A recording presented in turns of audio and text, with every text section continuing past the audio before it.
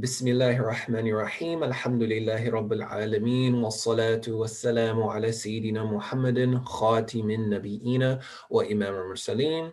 Assalamu alaikum wa rahmatullahi wa barakatuh. My name is John Ropolos. As you probably know by now, I'm a student at Zaytuna College, current master's student in the theology and philosophy segment. So today I've been asked to give a short introduction, and really we can call it a story of logic in the Islamic world.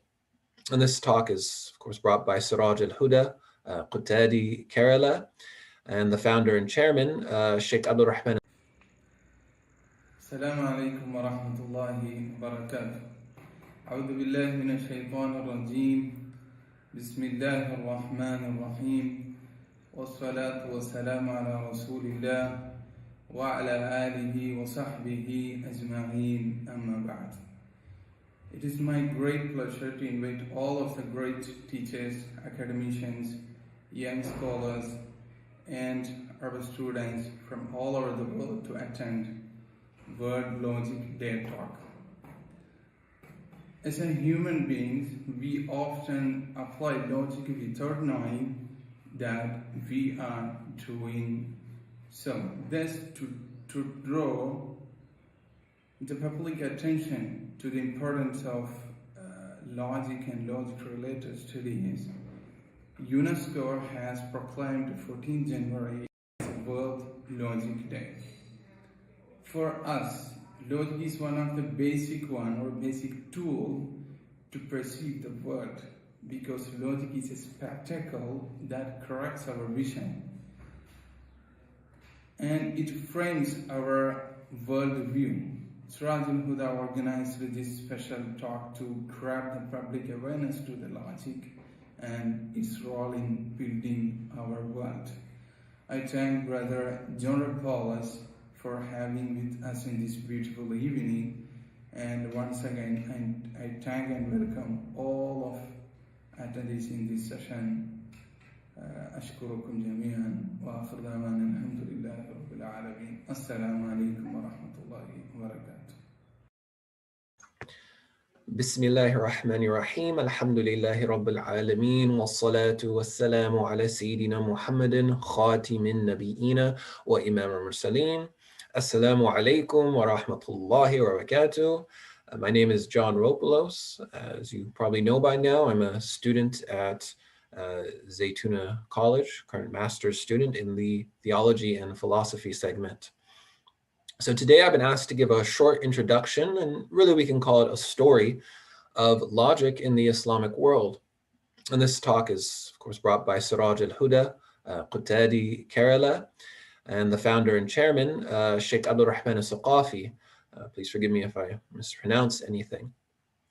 So as I mentioned, this is just going to be a short introduction of logic in the Islamic world. And we can look at it more as a story, and logic being our character, and any character requires a setting and a personality. And also, when we look at the setting of any story, right, we're going to have many things that come into place. Time, place, language, all of these are included. So logic in the Islamic world is going to deal with specifically Arabic logic. There is a tradition of Persian commentaries, Ottoman Turkish, Kurdish as well, and we're not going to be focusing on those today. But before we jump into the Islamic world, let's talk a little bit about the infancy of logic in ancient Greece. So as you may or may not know, logic as a formal science was put together, compiled, and systematized by Aristotle. And so this is about 300s, in the 300s before the Common Era, BCE. Now, when logic enters into the Muslim world, we're looking at 900s CE. So that's roughly 1200, 1300 years, 1250 years or so of history. And so what happens? Well, there are various philosophical schools in the ancient world that added to the logical corpus that Aristotle originally set out in his categories, in his organon. So we're not so interested in that, but we should know that prior to logic in the Islamic world, there was a very long tradition of logic. But the Muslims, very, amazingly, had a lot of positive innovations in logic. And so we're going to look and mention some of these. So, Bismillah. So just getting started, let's talk about who our character is. Who is logic, right? The basics of the science. And if you haven't studied logic before, this is a simple, breakdown. Most people should be able to follow. So logic is broken down into three parts, okay? Depending on which tradition, Western, Islamic, they're going to call these have different names for these. But the three main parts we can say are tasawwur and tasdiq and qiyas. So this is simple apprehension or conceptualization, as you'll find in modern academic papers, tasawwur in Arabic. And if we think about how we experience the world, we can understand what tasawwur is. So let's take an example, a tree, for instance, one that's outside my window with apples on it, birds flying upon it, sitting on it. That is an object, an external reality. When I say the word tree, you know what I'm speaking about if you know English. If I say shajara, if you know Arabic, you know what I'm talking about. These words, tree, shajara, point to something, an object, an external reality, the actual thing with bark and leaves and stems and branches. Now, logic deals with, it is the science of right reasoning. And we'll see later definitions, science of tasawwur and tasdiqat, okay? Tasawwurat wa tasdiqat. So it is the science that allows us to think more properly and better and more efficiently. So not only do we have the object out there and these words, which really are signs for something that's going on within our minds, okay? And this is the concept, the concept. This is the tasawwur, the idea that we have in our mind of the tree. So this is the first part of logic. It deals with tasawwur. It deals with conceptualization. How do we conceptualize? And there are many topics within this first one, but this is the hasil, the takeaway, the main point. The end of this first act of logic, in the West they call it the first, second, and third acts of the intellect, is definition, right? If you want to say what that thing is, an external reality, the best thing you can do is give a definition for it, a had, a real definition. And there are multiple types of definitions that you would study in a logic book. But an example of a definition: man is a rational animal. Okay, man, this is our object and external reality. He's rational. This is his species. What is a species? Well, man is an animal, just like a bird is an animal, or a lizard is an animal, or a cow is an animal, etc. But he is distinguished from all other animals in his rationality, in his ability to think. So this is man's real definition. And this would be the end of the first section of logic. This is what you try to get to in the first section. Interestingly enough, when we reflect upon the definition of man, we see that man is a rational animal, means that logic, which is the science of correct reasoning, of right reasoning, of rationality, is really a science that is proper to man. So moving on, the second part of logic is mental judgment, assent. We'll find this in modern academia as assent. Okay, affirmation and negation. You know what these are, from studying a bit. Tasdiq in Arabic. So we have four main types, you could say, of propositions. Okay, and these are statements. A mental judgment is really a statement about something. I don't want to say about reality for various reasons, but about something that is either true or not true, affirmed or negated. So, for instance, every man is mortal. In English, we call this an A proposition. In the Latin tradition, that English inherited in the Western tradition. Okay, it's a kul, right? Every man is mortal. Then we have an E proposition. No man is a turtle. I hope not. Then we have an I. Some man is a scholar. And then O. Some man is not a scholar. So what do we notice? The A's and the I's are positive in terms of every man is mortal. Some man is a scholar. I'm saying something positive. I'm affirming something. Then we have no man is a turtle. Some man is not a scholar. The E's and the O's, they're negative. Okay. The A's and the E are also universal. Every man, no man, that includes all, right? Every individual. It's talking about when we say every man, we're talking about all individual men. No man as well, it's referring not any individual man.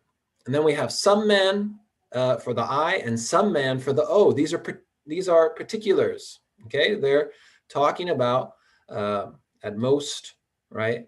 Could be one, could be two, could be three, could be four, could be five, could be, as long as it's not all, it's some. Okay, and so in the second act of logic, you'll study how to divide these by universality, by affirmation and negation. Now, each of these statements could be true or false, right? Every man is mortal. We know that to be true. I could say every man is immortal. That's a false statement, right? So no man is a turtle. I could say no man is rational. That's false, right? So there are rules that you learn in logic of how to break these propositions down. And of course, we have if the sun has risen, then it is day.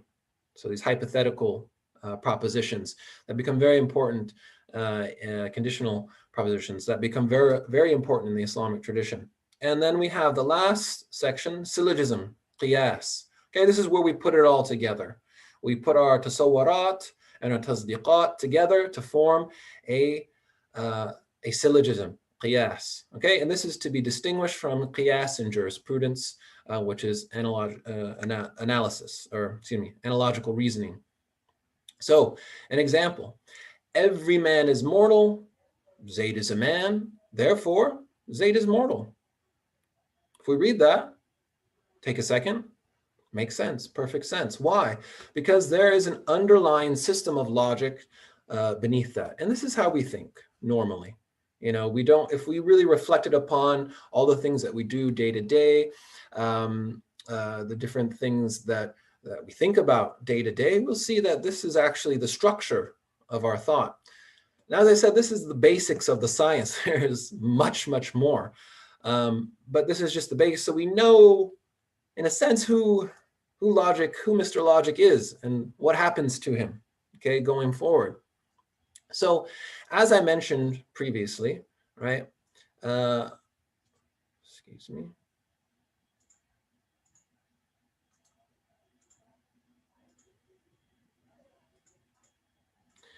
Mastering PowerPoints. Anyway, so as I said previously, logic entered into the Muslim world. And like many of these sciences of, you know, the intellectual, rational sciences, they were taken from the ancient Greeks. My last name's Greek, so, you know, I had to mention it. Now, if we look, the Baghdad translation movement. So this is when the caliphs in Baghdad, you know, ordered a massive amount of translations of Greek, Persian, Sanskrit texts to be brought into the Arabic language and studied by Muslim scholars and Christian scholars as well. It wasn't just a Muslim initiative, okay? And there were many people who actually translated texts, not just the caliphs. It actually became kind of a hallmark at the time you were a prominent person if you had some text translated. So logic comes in this Baghdad translation movement, and it's mostly found in the works of Aristotle and Galen. Now, these were in Greek and Syriac. That was the other language that was translated. This is because Syriac was a language of the Middle East, and the Christians adopted Syriac this is right before Islam, adopted Syriac in their philosophical writings. Now, what's very interesting early on is that the translation movement and logic and philosophy in particular were specific to small circles of translators and philosophers. So we have Al-Farabi, who dies in 950, 339 Hijri, who believes, as well as his contemporaries, that they are a part of the Alexandrian late antique commentary tradition. What does that mean? In the Greco-Roman world, really the Byzantine world, prior to the Islamic conquests, there were certain centers of learning. Okay, Alexandria was a main one. Athens was another one. There are a few in Damascus, these various places. Now, what's interesting is Justinian in the 500s actually bans philosophy in the Roman Empire, and the philosophers of Athens all a lot of them go to the Persian Empire. So there's some debate about whether texts came in from the Persian Empire on philosophy. But what we know and what we do have is that in Alexandria, which was another major hub of philosophical learning, they have a commentary tradition. The Christians, of the Syriac Christians, adopt that tradition and make commentaries on Aristotle's works. These are then translated into Arabic, and these are the texts that we're dealing with. So that the early introduction of logic is done through commentaries of Aristotle by either Syriac Christians or even some of the early Neoplatonists, pagans.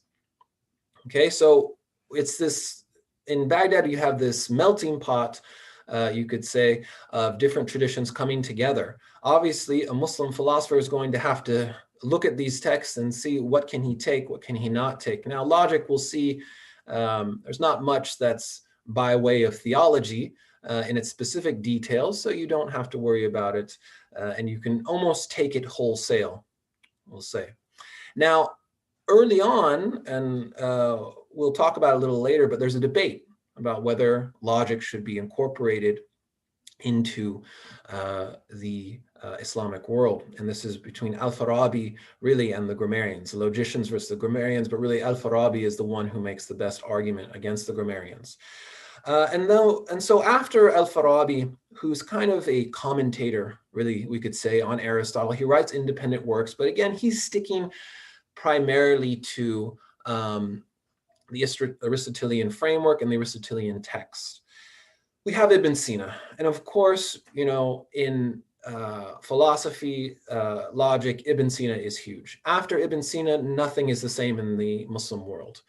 If you have any, reservations about his particular views, Ghazali has a book on the Tahafut al-Falasifa where he works it all out.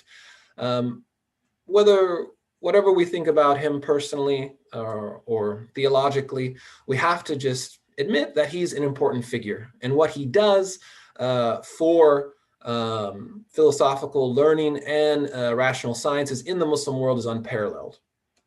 So Ibn Sina, rather than being a commentator of Aristotle, he's not into taqlid. That's familiar. If you've read the works of Ghazali, Ghazali has this same kind of idea that we shouldn't just follow our predecessors.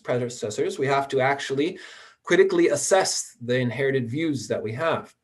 So Ibn Sina views himself as a muhaqqiq, okay? He's doing tahqiq of the Aristotelian logic tradition. And he changes a lot of the things that happen in logic. So now we see logic has, it was in its youth. Now it's breaking out of its shell, becoming, a young man and, moving forward, changing in the Islamic world. Okay, so Ibn Sina is going to make some changes. And we can really say that post Ibn Sina, the entire Islamic logic tradition is an Avicennian tradition. Okay, a tradition that is, in fact, mainly geared towards not commentaries, but understanding Ibn Sina's critique of Aristotle and then offering further critique. So Ibn Sina has multiple logic works, but the logic of the Shifa is probably the most important one. It's the one that Ghazali is going to read. It's the one that is going to be commented on. Commentaries are going to be done on. And Ibn Sina is going to add and is going to focus more on conditionals, disjunctions, hypotheticals, like the proposition we mentioned earlier. And also something of really importance for modern philosophy is modal logic. Actually, and not only modern philosophy, but modern theology in Western academia in the Western world, they're very interested in modal logic. And so the Muslims actually developed, now modal logic was of course mentioned early on by Aristotle, but the Muslims really develop modal logic beyond anything in comparison. And many of these texts are untranslated, they haven't been studied. It's kind of a field in academia where you could make a lot of moves if you so decide. Another interesting thing is that Ibn Sina excludes the 10 categories and actually puts them into metaphysics. Now, this was a debate actually in the ancient world about the proper place of the categories. It still is today in modern academia. But this is why we'll have in Arabic the maqulat. These are the 10 categories. If you studied some basic logic and philosophy, they will have their own books. Okay. So Ibn Sina is a big moment for logic in the Islamic world, and after him it changes. Okay. Now, if you saw on the previous slide, there was a mention of Ibn Rushd, and the reason why I put Ibn Rushd here, it's not so important for the Muslim world until later on, but for the Christian West, he's very important. So Ibn Rushd kind of continues in this tradition of Al-Farabi of commentating on Aristotle. His commentaries of Aristotle's works in philosophy and logic are translated into Latin by the Christian West. So really, if we're going to look at it this way, the Christian West is actually in a chain of transmission with Ibn Rushd, which is with Al-Farabi, which is eventually back to Aristotle. So their chains of transmission for philosophy and logic actually go through the Muslim world. And that's an important thing to think about. Now, Ibn Rushd becomes important, influential later on in the Muslim world, but he is a particular, we could say, tradition of logic that happens in Islamic Spain in the West and then gets incorporated into the Christian West. And actually, Ibn Sina's works on logic, most of them are not translated into Latin. So it's a very kind of historical accident, very interesting accident. So, as we said, our tradition is really an Avicennian logical tradition, and we're going to see that that's not necessarily something we have to worry about. Okay, and as many of us are thinking, what is the legal ruling of logic, right? So there is a difference of opinion, okay? And if you've studied the Sulam, right, Imam Nawawi wa Ibn Salah harrama wa qala qawlun la yanbaghi an ya'lama, right? So Imam Nawawi and Ibn Salah say that logic is haram. Ghazali, on the other hand, says that you cannot trust someone, you cannot trust a scholar unless he has studied logic. So that's a huge dichotomy, right? And then we have people in the middle, and the eventual view that we'll find in our mutun, in the madrasa mutun especially, is that logic is permissible for someone who is practicing the religion, studying other sciences as well. You can't just study logic and hope to have your soul saved. Okay, but we have some main opponents, and the explanations for, we could say, Imam Nawawi, Ibn Salah, is that this was kind of a preventative, right? Because early on in the logical tradition in the Islamic world, logic was put into compendiums of philosophy. So you would have a section on logic and maybe mathematics, or mathematics and then logic. Then you would have natural philosophy, physics, etc. Then you would have general ontology, okay, and metaphysics. And so Ibn Sina and other philosophers did that. And so in order to prevent Muslims from studying metaphysics, they said, well, also logic is haram because it is mixed into these books. They also said that within the actual books themselves, there would be, for instance, propositions or syllogisms that display certain philosophical reasoning, which is antithetical to Islamic theological notions. And so these would be haram in order to prevent people from accessing these. Now, Ghazali mentions something similar in that the philosophers, many people study philosophy, they study mathematics and think, oh, mathematics, the philosopher's mathematics is true. Look, there's no way to get around it. Look how beautiful this is. Look how accurate it is to describe the mathematical world. There's no problems. And they transfer that trust and that understanding to, well, they must be right about their metaphysics, which Ghazali indeed tries to show they are not actually right about. And so I just gave a few examples of those who are pro logic, but you can find hundreds of examples from prominent ulama, jurists. Many of our famous jurists and theologians wrote books on logic.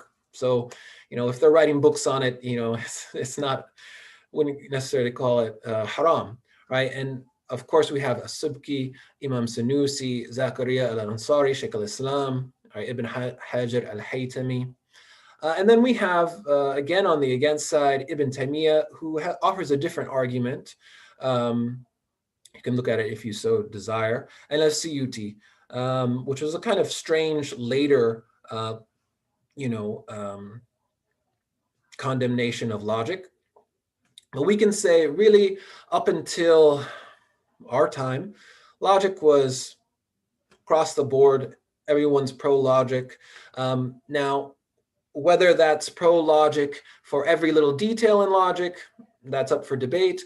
And, we'll see that there are different elements that would be acceptable and some not. So moving on, who are the people that bring logic into the Sunni world? Because really prior, it was a component of the philosophical world, of those who were studying philosophy in the Islamic world.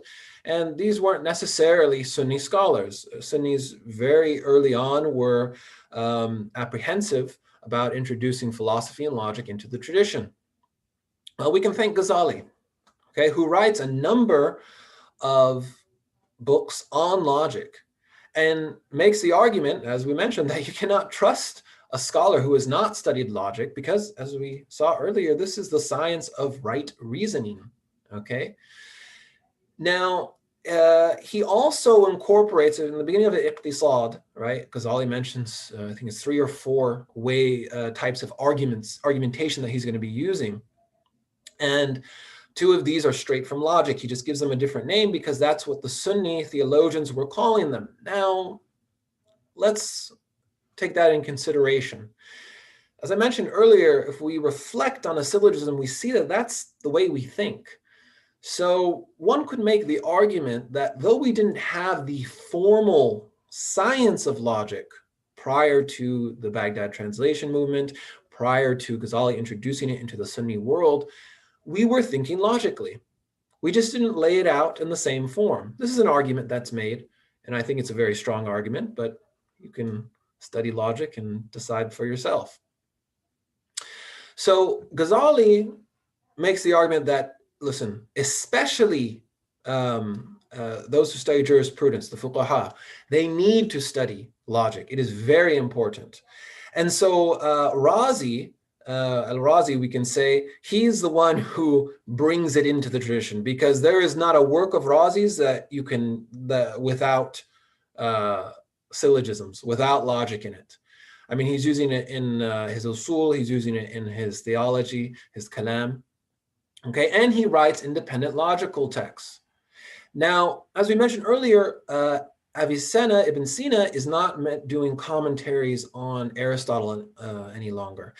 Same with Razi. Same with the Muslims in this time period. They stopped doing commentaries, and they'll do commentaries on Avicenna, but they won't do it on Aristotle. And so this is a shift in the tradition. Okay, and he also, it should be mentioned that he synthesizes logic and philosophy into the Sunni tradition. This is then taken up so that our works of kalam, there's really, if you look at the abwab of a kalam book and the abwab of a philosophy book in the Islamic world, they're very similar. Okay, obviously our points and our arguments are different, and we take other things into consideration, but the structure is very similar, and so they're considered a kind of continuation and a critique of this early philosophical tradition, the mutakallimin, I mean. And obviously they had their own texts prior that they're also influenced by. So this is also at this time period with Razi and another famous logician, Mutakallim Khunaji. It's the distinction in our books between the Mutaqaddimin and the Mutaakhirin, right? So Razi is right there in the middle. He's, might be considered Mutaakhirin. People kind of follow in his footsteps thereafter. But as we said, this is still an Abyssinian Ibn Sina's tradition in a sense. So what happens? Well, there's a synthesis that takes place. We've got to include logic. Well, where do we put it, right? Okay, so we have it in fiqh. Open any one of your fiqh books and look for syllogisms, right? If this, then this. Now, interestingly enough, and this is kind of anecdotal, it's a funny story, Ibn Hazm, who doesn't accept qiyas, the analogical reasoning of the Hanafis and what eventually gets adopted in usul by many of the madhabs. He doesn't accept qiyas, but he does accept logical qiyas. So this is Ibn Hazm, right? The Zahiri. So it's a very interesting kind of anecdote. Anyway, so we find it in our fiqh texts, usul al-fiqh. Eventually, the books of usul al-fiqh start adding, just like the early philosophical compendiums, start adding sections on logic, a very basic primer on logic. Now, what's interesting is that the Sunnis take the logic of the philosophers and they strip it of some of the more advanced sections, and they give a basic logic because there is different tiers to the logical tradition. So that if you are going to go, study fiqh, you only need the basic formal logic. You don't need some of the more advanced material logic and higher formal logic.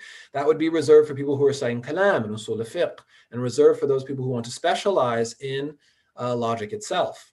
Okay. So in these beginning usul texts, we start seeing introductions to logic and also the utilization of terms from logic. So they will actually use terms that you'll find in logic books. They'll start using it in usul. Before they had specific terms, the istalahat starts changing. Okay, mustalahat starts changing. We also see it in hadith, right? Especially with the definition of a sahaba, right? How do we define things? This was the end of the first section of logic. We see it in grammar. Most famous example for me is Ibn Hisham's Qatr al-Nada, right? He in the very beginning, al-qawlun kalima, qawlun mufradun, right? That he changes his definition. If we think about al-kalam huwa al-lafdhu al-murakkabu al-mufidu bil-wadi', right? This is from Ajrumiyah. Ibn Hisham changes his definition based upon logic. He says it. He says, based on what the logicians say, this is a better definition. It's closer. It's more of a head. Okay. And of course, dialectical theology, kalam. You can't study kalam without logic. It would be foolhardy, to say the least. So also now, these are the sciences where they come into play. But if we just look at logic itself, right, we have two different types of things that take place, you could say. Summas and madrasa texts.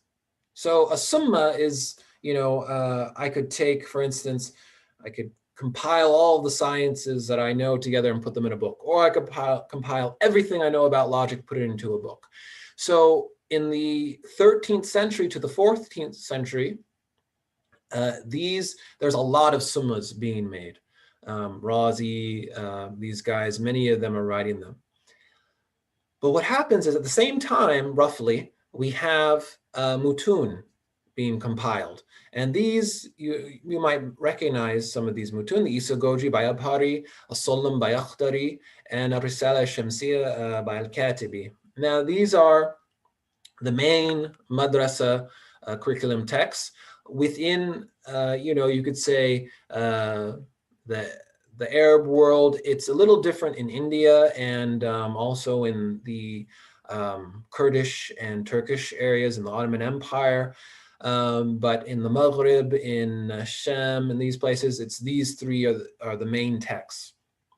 Okay, and these are, we could say, like the main texts. If you're going to go into fiqh and these things, you would study these.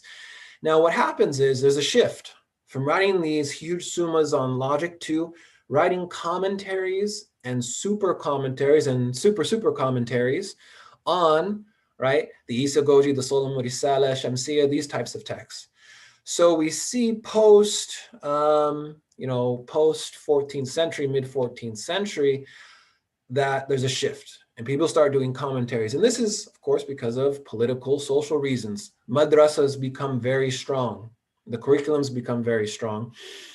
And what's required is commentaries on these texts for the madrasa students, not independent works. Independent works are still written, but very rare, and they're still studied. People are even going back to Avicenna, Ibn Sina, and Al-Farabi and studying their works, but it's very rare.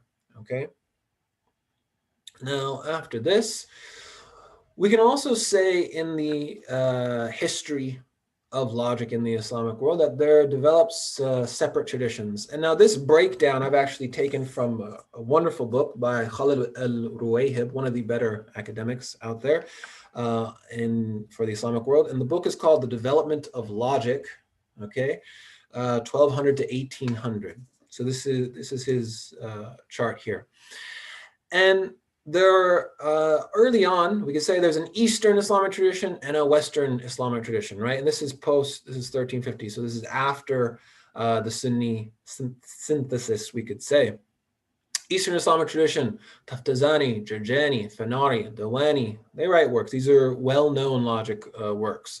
Western Islamic tradition, Al-Tilmasani, Al-Sanusi, Al-Maghili, Al-Akhdari, right? Again, Akhdari, Salam, studied all over. Western Islamic tradition could probably as well include the Egyptian tradition. Okay, so then he breaks up these into separate traditions from 1600 to 1800.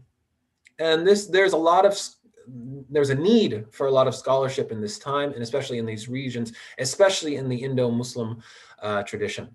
So the Iranian tradition, and I want to mention the Shi'i tradition here because they in philosophy and logic, they're going to actually steer closer to the tradition of the philosophers. And so they have a different way of looking at certain topics in logic and philosophy up until the modern times. And I'm going to talk about a book that was made in Iran that they teach that they will, maybe not at Azhar in the actual classes, but the teachers at Azhar recommend this book. And I was recommended this book as well by my teachers. It's called Al-Mantiq al-Mudaffir. Anyway, we'll get to that later. So in the Iranian tradition, Mir Damad, Mullah Sadra, Tehrani. Okay, there are many more. I just put a few examples. Obviously, Mullah Sadra is a huge philosopher, the Iranian tradition. And then the Indo-Muslim tradition, Sialkuti, Janpuri. There are many people from Lucknow. I'm not sure actually about the southern Indian tradition.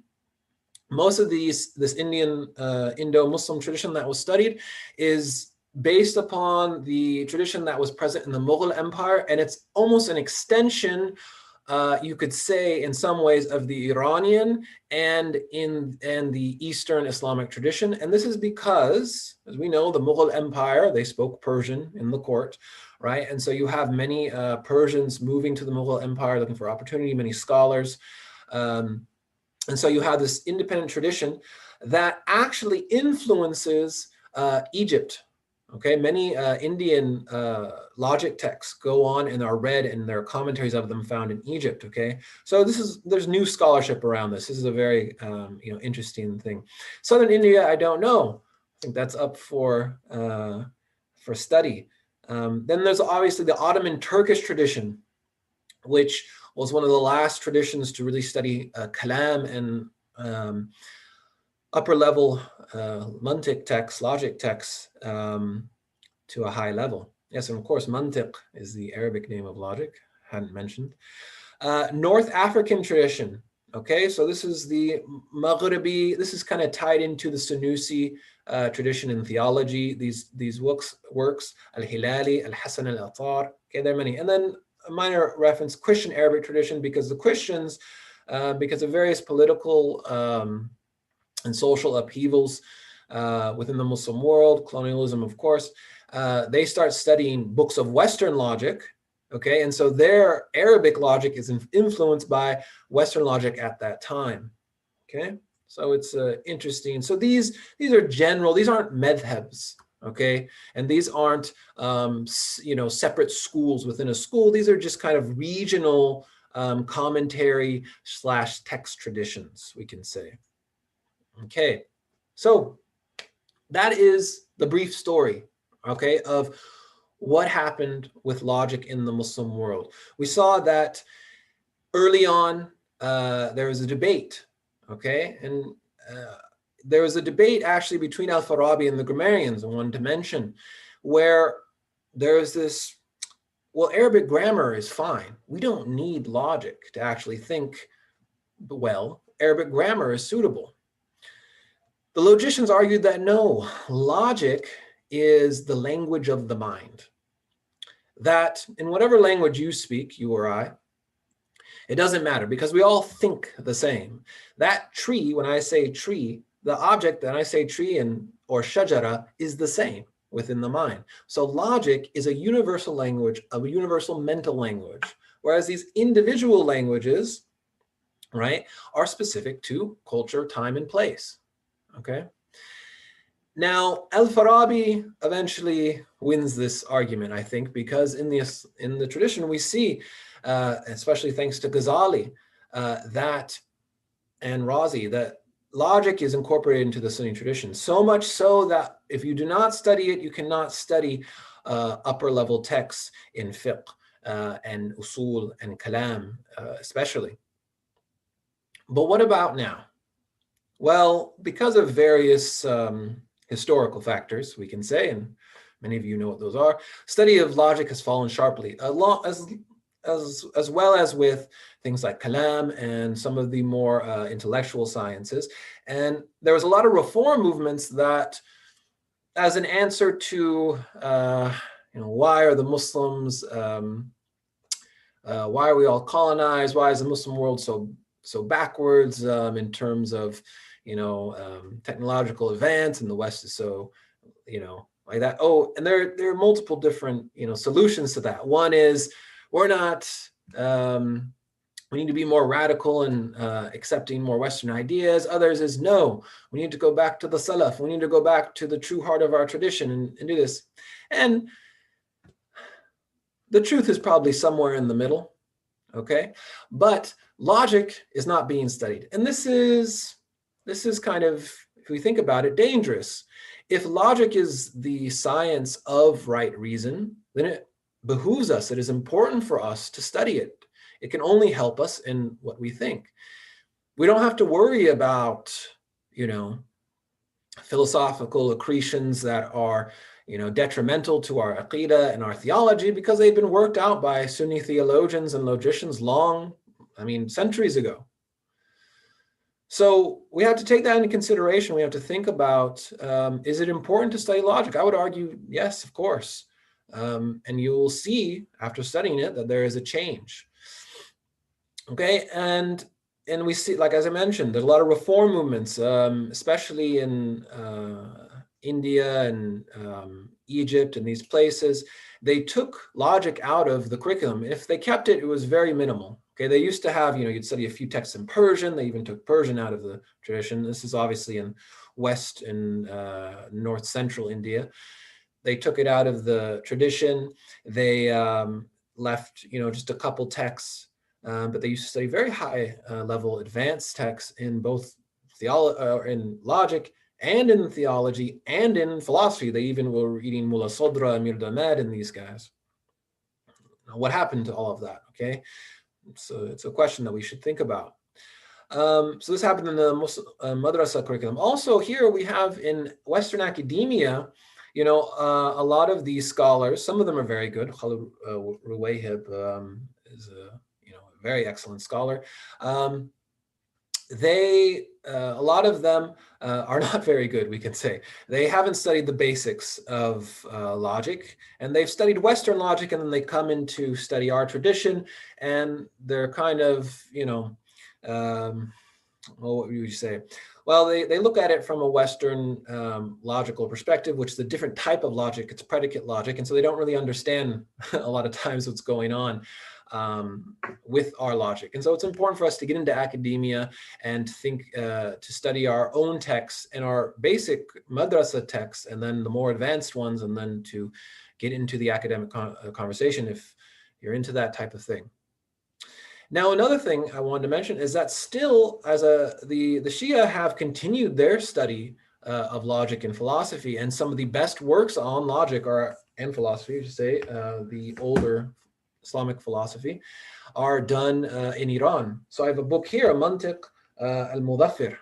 It was recommended to me when I was in Egypt, in Cairo, by scholars at Azhar. It was recommended by a Turkish scholar that we study with now. It's a very important book. It's an introduction to logic, but it covers almost every major topic, at least in an introductory format. So it's an important book, and we have to see that Iran is producing these texts. And I would ask, where's the Sunni world in this? Where are books on logic? Trust me, they're few and far between. We have to think about that and where we want to go, civilization, as a civilization, how we want to go forward. A message being shown to us. And that message is based upon a philosophy, whether it be capitalism, whether it be secularism, whatever. We need to understand these, and we need to study them in order to defend ourselves. And the only way to do that is to actually have a tool which refines our intellectual, faculty, and that is logic. So we need to think about that, and we need to think about these questions, where to go from here. What is, the twilight of logic's life? We looked at how he developed early on. His little infant in Greece, came into the Muslim world, got a little tough, started getting big. Okay, now he's looking a little weak. He hasn't been studied as much as he should, but he's needed. We need to call him back. This is it. This is the the last days. We need to think about this stuff, because we're going to be consumed by these otherwise. Anyway, that's my little, encouragement to study logic and to continue these conversations. And I hope, inshallah, we can't cover everything in such a short amount of time. Hopefully it's just a basic introduction, that you can take something from it. Inshallah, you'll benefit. Please forgive me for any mistakes or if I neglected something. Inshallah, bitawfiq. Allahumma salli ala Sayyidina Muhammadin wa ala alihi wa sahbihi wa sallam. Assalamu alaikum wa rahmatullahi wa barakatuh.